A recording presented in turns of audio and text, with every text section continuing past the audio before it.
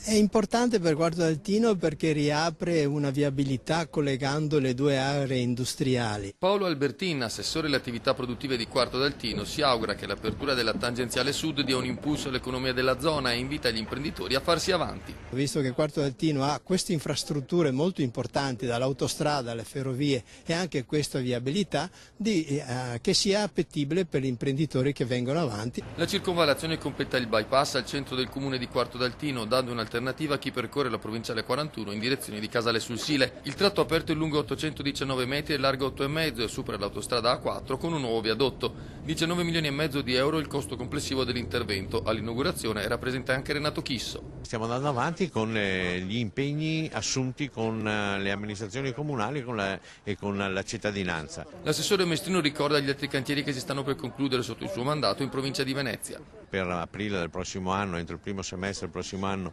si apre dall'altra parte la tangenziale di Quarto d'Altino verso Jesolo. Nell'arco del 14 si concluderanno i lavori sia a Spinea, sia a Mira, sia a Oriago, sia a Dolo. Un cantiere in ritardo sui programmi è quello di Mirano. Rimane un po' indietro le promesse, o meglio l'accordo di programma con l'amministrazione comunale di Mirano, ma credo, sono sicuro che il prossimo anno riusciremo a trovare le risorse per attivare e rispettare gli impegni anche in quell'area.